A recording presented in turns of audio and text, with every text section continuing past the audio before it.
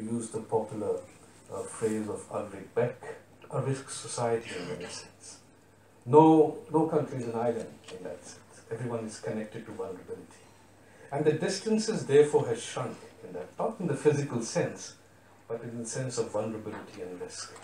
Something that happens in the Arctic has tremendous impact on the Himalayan glaciers, which has a great impact on the monsoon, and that has a greater impact on the distribution of rainfall, and therefore the patterns of agriculture. So this interlink, this connecting the dot, is so complex in the 21st century that we really need to put our mind onto it.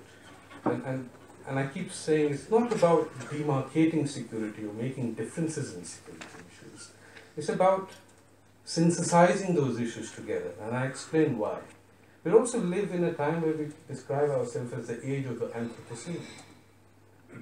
The human impact on the system around us is now evidenced very clearly. And therefore we take a larger responsibility as an agency, human as an agency, and its impact on the environment is also quite mind-boggling. A lot of reports suggest that we are going through what is called the sixth extinction period, where where there's been a frightening assault on the foundation of human civilization, the biological annihilation. So this is the time we're living in, with the kind of knowledge that we have on these sort of understanding. And therefore, to put the lens on security issues, to understand it in the sense of its concept and how problematic it is very, very important for us. Also in South Asian context.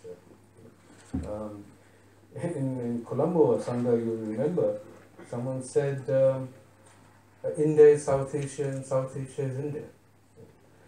Such kind of notion, such kind of understanding and looking at the region itself, conceived through hegemonic tendencies and ideas, conceived through power structures, are quite relevant. I mean, one cannot dismiss this fact. But the fact is that South Asia is quite vulnerable in many sense, in sense of climate change, in sense of sea level rises. We only heard reports from Nepal saying that the Himalayan mountain, is fast degrading. And imagine what happens if the Himalayan mountains fast degrade. It's not only about the rivers that flow out through the Himalayan system, but it also changes the pattern of the monsoon and makes it erratic and difficult to understand. So I think we have to realize in the 21st century that security cannot be just judged in black and white. Its complexities has to be understood. Let me just shoot out some figures to make you understand how difficult it is to live in the 21st century. Apart from whatever the societal divide of the rich and the poor. Let's look at the numbers. In the post-Cold War 1994 to 2013, that's 20 years, 103 million lives were lost due to natural disasters. 103 million lives, that accounts for 68,000 people dying every year. And this discounts the difficulty of other people, the dislocated, and the miseries that happen, and the material loss that happens from natural disasters. If you look at the food agricultural figures of 2017, there are 821 million globally people facing chronic food deprivation. That's a huge number. And I think these are the numbers that will really challenge the way we look at security. Security for whom? From a limited set of people who view security from a state-centric fashion, in a conventional, hard military sense. It has its meaning, it has its relevance. It's not to dismiss that idea.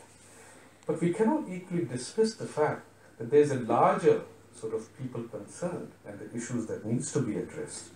How do we address that? It's something that I'll probably come to, and that is what the problematization of security issues. Contrast all these figures to one important figure, and that is that 108 million people have died in wars throughout the 20th century. the wars really hasn't produced the kind of death that other issues produce. And therefore, the figure itself becomes quite challenging and daunting and of concern.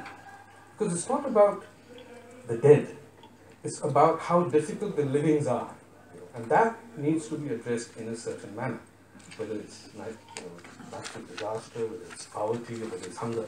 It's the living that's quite important. And I can just recount King Lear, the classic work by Shakespeare. And King Lear asks the blind Duke of Gloucester, but how does he look at the world? He's blind, Duke of Gloucester. And he asks him, how do you look at the world? And he says, with feeling. And I think probably in the 21st century, this is a very emotive thing really, but we don't conceive things from a feeling perspective. And I think therefore the divide between the rich and the poor, the divide between the underprivileged and the privileged keeps growing. And greater the divide, more the challenge it will be on issues to say security dynamics. There's a very interesting report by the Economist Intelligence Unit in 2017, and they've done a sort of survey asking academicians, asking corporate honchos, asking politicians and leaders that to list the challenges in the next 5 years. And the listing doesn't have a huge difference in terms of the percentage of people claiming for a certain issue. The first listing is political and ideological differences within countries. Within countries, that's very important, and not just between international borders. Second issue is poverty and high level of income inequalities. The third is scarcity of key resources. The fourth is low levels of education. The fifth is disruption caused by migration flows. I think pollution and environmental sort of degradation comes a bit later. What it does mean is that most of the risks have societal causes. And when dealing with this, it becomes even more difficult. Why? Because you won't generally get a lack of agreement on how best to address this complex societal issues. Sometimes the government and the state will not have the adequate resources to deal with it. Right? But more important and fundamentally that we have to realize is that sometimes there's a lack of skill and a lack of knowledge to do so. And I think this is an area where we need to bring in more sort of knowledge-based and evidence-driven sort of research into the fold of politics. Not to just state that this is a non-traditional issue, and this is a critical issue, and this is a crucial issue. But that has to be really backed by comprehensive data, evidence research, that moves more towards solution-based understanding.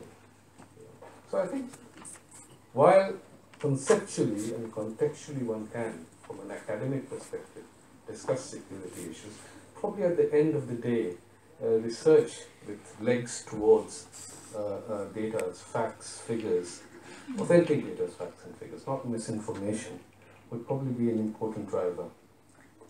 So what does Lisbon earthquake, I'm just getting back again to 75, tell us? And there are two broad contexts.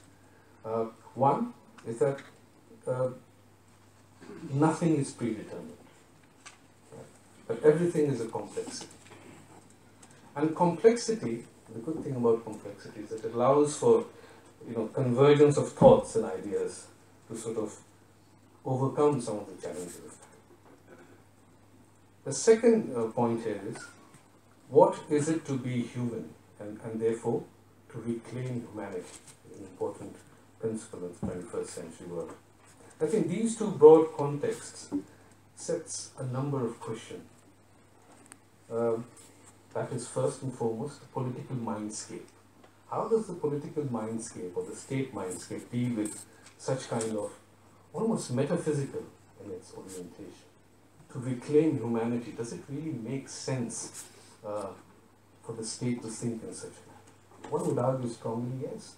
But a lot of people will argue that no, state is defined by a certain role, it is defined by a certain intellectual coherence, And therefore we should not forget that. We can't frame state's role in a certain intellectual incoherent manner that everything becomes destructive and not understood. But and then we have in the post-Cold War, defining documents by the United Nations Security Council on what constitutes environmental issues, and then the UNDP report of 1994 is quite fundamental to the way we look at security issues today. And that sort of brings in a whole array of issues, which are basically social-driven issues, economic, health, food, etc. And from a human security perspective, it was argued that humans should therefore become the referent object. I mean, it seemed rather practical and purposeful, especially in the post-Cold War, especially when it was a period of sort of institution building, there were peace dividends. I think it was a good sort of space to articulate some of these issues which were hidden and ignored and sort of sent on the margins during the Cold War period. I think the whole new enlightenment process of security thinking, I think, comes about in the post-Cold War period, which is something interesting to note. And I have a few minutes. So what is the big research question? Does everything need to be treated as a security concern? I think this is a question that will emerge constantly.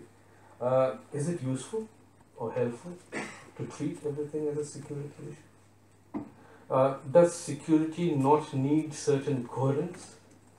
And that, the separation of security issues makes policy formulation that much more difficult. And if you don't have robust policy formulations, then you go nowhere. But I think the broader we define security, the longer the list becomes. And that itself is a challenge. So how do we overcome this huge divide? I think the best way forward would be what is called, optimality of the whole issue. Search for the middle ground between what is hard and what is not hard. And therefore seek to replace or undermine the role of the state or the importance of national security. And I think to do so, one of the fundamental exercises that we as academics and researchers have to do is to categorize what is important and not important, what is significant and non-significant. And this categorization would probably be an important element in which we sort of list out the crucibles of non-traditional issues. I think sometimes the lens also has to focus on certain issues from the frame of the cost of non-cooperation.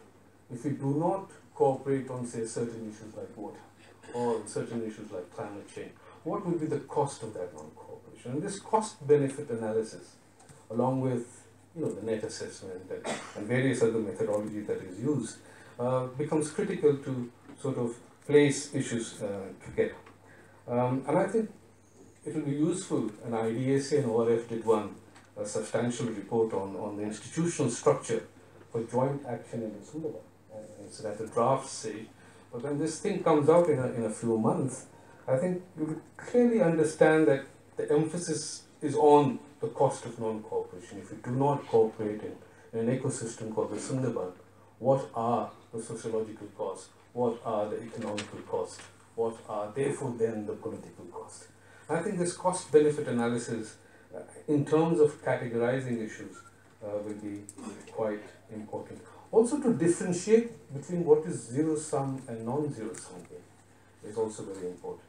I think that again, that lens will help us to understand which issues are therefore needed in the context of climate change, in the context of security. And I think this whole exercise, and I just wind up, would obviously have to come about through the larger change, not only on our mindset, but the way we do thinking. And I think it will be primarily based on a larger and a greater interdisciplinary approach to certain issues. I think no subject can command that kind of supreme status to find a solution to a particular thing. I think the interdisciplinary approach, followed then by a more institutional reinvigoration, based on the kind of knowledge that comes to us, will help bringing in and studying these issues And lastly, I think a lot will also depend upon, transparency and information sharing. So that makes